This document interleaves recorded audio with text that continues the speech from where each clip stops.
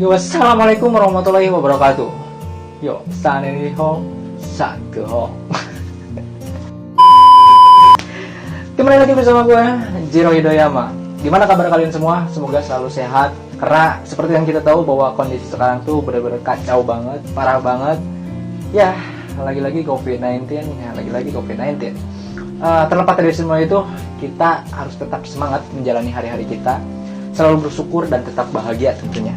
Jangan lupa juga buat kalian selalu jaga diri kalian, jaga kesehatan kalian, dan jauhi juga kerumunan yang membahayakan diri kalian. So, malam ini, video kali ini, gue akan membahas tentang urban legend. Ini agak serem juga sih. Karena setiap daerah itu mempunyai urban legendnya masing-masing. Dan kali ini gue akan membahas tentang urban legend yang ada di daerah gue, yaitu daerah Purwakarta. Ya, siapa sih yang nggak tahu tentang urban legend ini? Gue yakin warga negara asli Purwakarta bakal tahu tentang urban legend ini. Urban legend apa? Ya, betul sekali, yaitu urban legend Mbah Jawer. Mbah Jawer, sang penguasa Waduk Jatiluhur. Mbah Jawer adalah sosok bayi yang baru saja dilahirkan. Namun ketika si bayi ini keluar dari rahim ibunya, bayi ini mempunyai kelainan fisik yang tidak normal, di mana di dahi sang bayi timbul sebuah cengger, atau bahasa Sundanya jawer, di mana sering tumbuh di dahi ayam. Dan karena kedua orang tua ini tidak mau menanggung rasa malu, akhirnya kedua orang tua ini memutuskan untuk membuang sang bayi ini ke Sungai Citarum. So, gimana ceritanya? Sebelum kita lanjut ke pembahasannya, jangan lupa kalian like, comment, and subscribe channel ini. Dan inilah asal muasal urban legend dari Mbah Jawer. Di mana pada zaman dulu, sebelum tahun 1957, di pedesaan Kabupaten Purwakarta, tinggallah dua sepasang suami istri yang sedang menunggu kelahiran si buah hatinya. Di malam itu, si istri ini merasakan tanda-tanda akan melahirkan. Si sang suami pun sengaja untuk begadang menemani sang istri. Akhirnya setelah sekian lama kedua orang tua ini menunggu kelahiran dari si sang buah hatinya dengan penuh rasa bahagia. Akhirnya kelahiran si bayi ini pun tiba. Tapi ekspresi mereka berdua pun seketika berubah. Dimana setelah mereka berdua melihat bayi ini, di dahinya tumbuh sebuah cengger. Mereka berdua pun sangat shock sekali, sangat kaget sampai mereka berdua tidak bisa berkata apa-apa. Mereka ketakutan, mereka panik. Dan setelah itu karena memang mereka berdua tidak mau menanggung rasa malu, akhirnya kedua orang tua ini pun bersepakat memutuskan untuk membuang si bayi ini ke Sungai Citarum. Dimana pada jam 3.30, kedua sepasang suami istri ini mengendap-endap menuju ke Walungan. Walungan, anjing. Kedua suami istri ini mengendap-endap menuju ke Sungai Citarum, di mana si bayi ini dimasukin ke dalam sebuah keranjang, dan keranjangnya digendong oleh sang ayah, sementara sang ibu mengikutinya dari belakang. Akhirnya setelah menelusuri untuk menuju Sungai Citarum, tibalah mereka di tepi Sungai Citarum. Setelah tibanya di sana, si ibu ini tidak hentinya menangis karena merasa ketakutan, panik, gak tega, haru. Semuanya bercampur aduk menjadi satu. Batinnya benar-benar tersiksa. Namun sang ayah bersikukuh dengan pendiriannya, tetap dengan pendiriannya untuk membuang sang bayi ini. Akhirnya sang ayah pelan-pelan menuruni Sungai Citarum ini, dan dihanyutkanlah sang bayi tanpa berdosa ini. Aliran Sungai Citarum menghanyutkan sang buah hati yang ada di dalam keranjang, dan mengombang-ambing dari dekat semakin jauh, menjauh sampai benar-benar tidak terlihat. Ketika mereka berdua melihat sang bayi ini sudah menjauh, akhirnya mereka berdua memutuskan untuk pulang kembali. Dan kejadian ini terjadi sebelum kejadian pembangunan Waduk Jatiluhur. Dan setelah tahun 1957, jauh sebelum kejadian itu terjadi, dibangunlah Waduk Jatiluhur ini, di mana memperkerjakan warga negara asing dari Prancis. Dan setelah Waduk Jatiluhur ini dibangun, banyak warga dari sana yang sengaja datang untuk melihat pemandangan yang indah. Karena memang kawasan Bendungan Jatiluhur ini memiliki panorama yang begitu aduhai, pemandangannya yang indah, danaunya yang begitu biru, sehingga banyak menarik orang-orang untuk datang ke bendungan ini. Akhirnya hari semakin ramai pengunjung. Bahkan warga di sana pun membangun sebuah warung atau rumah makan bakar ikan, di mana dari 1, 2, 3, 4 sampai puluhan bahkan ratusan orang di sana membangun sebuah rumah makan. Akhirnya karena memang semakin ramai, Waduk Jatiluhur ini akhirnya menjadi destinasi wisata Purwakarta. Banyak sekali perusahaan-perusahaan yang sengaja membangun wahana di sana, membangun tempat-tempat yang indah di Waduk Jatiluhur ini. Dan tidak hanya itu, Waduk Jatiluhur ini juga menjadi surga bagi para pemancing. Karena setiap harinya ribuan pemancing datang ke Waduk Jatiluhur ini. Karena memang mereka bisa memancing di tengah-tengah danau. Disediakan sebuah rumah yang ada di tengah danau untuk para pemancing. Pemancing ini juga bisa sebuah gubuk, atau kalau di daerah gua itu disebutnya rakit, untuk memancing di sana. Tetapi satu hal yang pasti, para pemancing jangan sesekali berbicara sompral atau takabur. Kalau mereka tak ingin pulang dengan tangan kosong atau tidak membawa ikan satupun.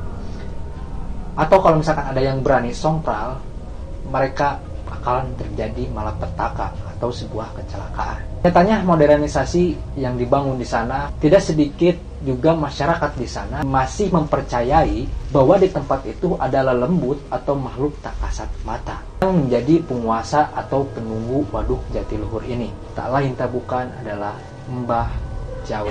Konon katanya Mbah Jawer ini pada saat-saat tertentu selalu menampakkan dirinya, di mana Mbah Jawer ini kerap sekali menampakkan diri muncul di sebuah permukaan sungai dengan badannya yang hitam dan besar, dan di bagian dahinya ada sebuah cengger. Bahkan para pemancing mengaku bahwa mereka pernah melihat sesosok Mbah Jawer ini, di mana waktu itu dua pemuda asal daerah tempat tinggal orang tuanya Mbah Jawer sengaja memancing ke sana pada malam hari. Mereka akan bermalaman di tengah danau tersebut, di mana danau ini tempat dibuangnya si bayi Mbah Jawer ini. Ketika jam 8 malam mereka berangkat ke sana, akhirnya mereka memancing dan nyampe di sana itu sekitar jam 10-an. Entah kenapa mereka bilang tidak seperti biasanya, di mana airnya yang begitu tenang dan begitu sunyi sekali. Salah satu orang ini merasa kesal karena kian lama menunggu tidak mendapatkan ikan satu ekor pun. Akhirnya si satu pemuda ini pun berbicara sompral, di mana si pemuda ini bicara bahwa anjing kemana sih laut deh, ya akan Mbah Jawer juga. Dan karena memang si pemuda ini berkata seperti itu, yang tadinya air sungai ini benar-benar tenang, hening, tiba-tiba terjadilah sebuah ombak yang besar, angin yang begitu besar, dan si ombaknya ini menyeret gubuknya mereka. Akhirnya terseret sampai ke tepi danau, dan tiba-tiba di permukaan air datanglah sesosok Mbah Jawer ini dengan badannya yang begitu besar. Akhirnya mereka berdua begitu panik, dengan basah kuyup mereka berlari ke tempat parkiran di mana dia memarkirkan motor. Memang sudah ada tempatnya di sana dan banyak juga warga yang ada di sana. Akhirnya mereka ke sana dan warga pun kaget melihat mereka basah kuyup. Akhirnya mereka tanyalah kenapa dan diceritakan segala macam bla bla bla bla. Akhirnya warga di sana pun memutuskan untuk melihat apa yang terjadi. Dan ketika balik lagi ke tempat si dua pemuda ini, mereka tidak menemukan apa-apa dan airnya kembali tenang. Namun rakit mereka terkapar di tepi danau. Warga di sana percaya bahwa itu adalah sesosok Mbah Jawer.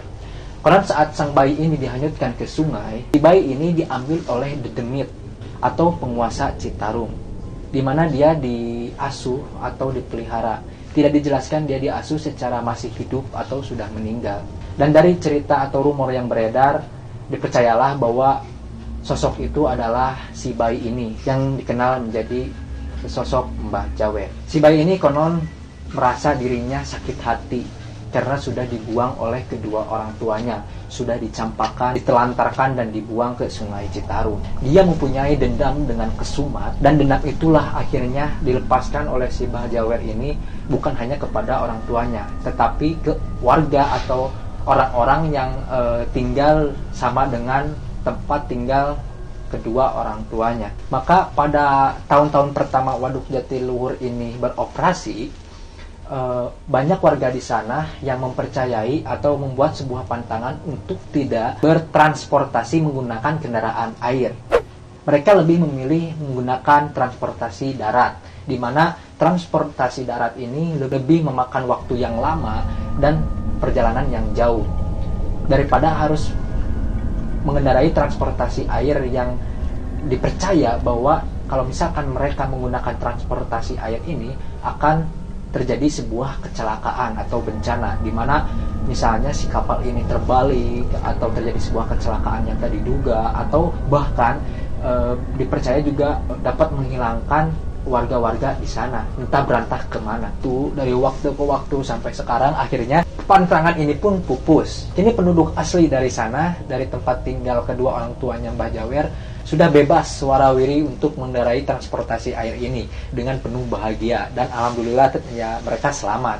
Namun begitu, tetap mitos Mbah Jawer ini akan terus hidup, tidak akan pernah hilang. Para pemancing atau warga di sana yang sudah tahu tentang kisah Mbah Jawer ini tak akan berani bicara sompral atau takabur ketika mereka berada di kawasan Waduk Jatiluhur atau kawasan Sungai Citarum. Faktanya setiap tahun selalu saja ada orang yang tenggelam dan tewas di Waduk Jatiluhur ini, dan sebagian besar korban sulit untuk ditemukan. Ketika tim SAR menyisir dan melakukan pencarian korban, mereka merasa kesulitan untuk menemukan jasadnya, dan biasanya korban ini muncul secara tiba-tiba ketika sudah 3 atau 5 hari kemudian. Apakah menurut kalian ini ada kaitannya dengan Mbah Jawer? Ini kembali lagi ke diri kita masing-masing. Percaya atau tidak percaya, mitos atau fakta, tidak sedikit orang yang percaya akan cerita tentang Mbah Jawer ini. Dari generasi ke generasi sampai sekarang masih kental sekali tentang cerita urban legend ini. Dan itulah urban legend yang ada di daerah Purwakarta. Mungkin dari kalian, apalagi yang asli orang sana, tahu banyak cerita tentang ini. Kalian boleh komen di video ini, karena memang gue cuma bisa mereset hanya dari berbagai sumber saja. Mungkin itu saja untuk malam ini. Terima kasih buat semuanya. Nanti kita akan jumpa lagi di video selanjutnya bersama gue. Jangan lupa kalian untuk like, comment, and subscribe video ini. Dan saya pamit undur diri. Yo, Assalamualaikum warahmatullahi wabarakatuh.